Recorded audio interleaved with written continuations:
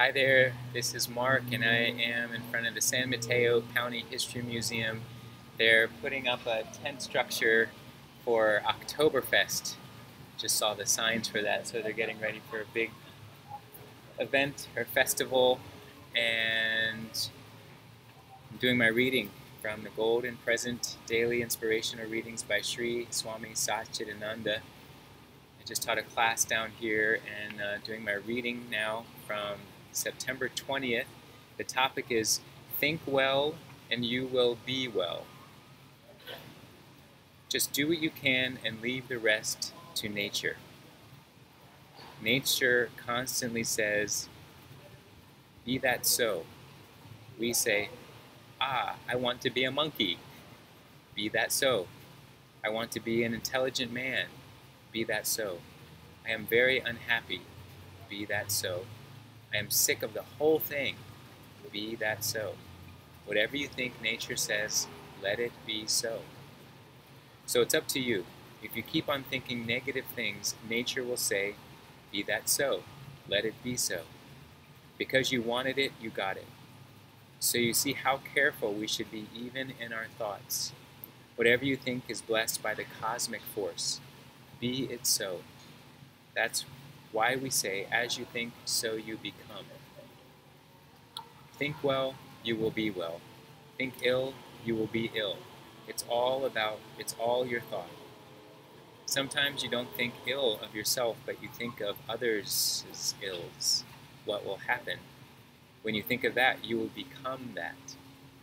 We say, see no evil, hear no evil, speak no evil. Why? Because if you see evil, hear evil, or speak evil, you will become evil. You may think so-and-so is an evil fellow, so where is the harm in my saying that? Yes, he may be an evil fellow, all right, but what are you thinking of? His evil qualities. When you keep thinking of evil qualities, that is what you become. You are not hurting him, but you are hurting yourself. That's why we should always think well, think well, think well in our lives. Always see good things. Train your eyes to see the bright side of everything. Wow, this feels like it sums up a lot of thoughts that I've had over the year for different things that are going on in our world, from the people we're seeing in the news to what's happening with nature, Mother Nature. It's hard to try to imagine that there's actually some dots that connect with the way that we respond to the world and the way that the world is responding back. How much are we really involved in the course of Mother Nature's doings? How much, if we were to have positive thoughts, would things be very different around us, including the way that nature responds? I don't know if, is that really possible? That the vibrations of all of our fears, negative thoughts, criticism, judgments can swirl up and create, it's certainly creating a storm in the mind. And can it go beyond that? The other side of that is similar to how nature does work.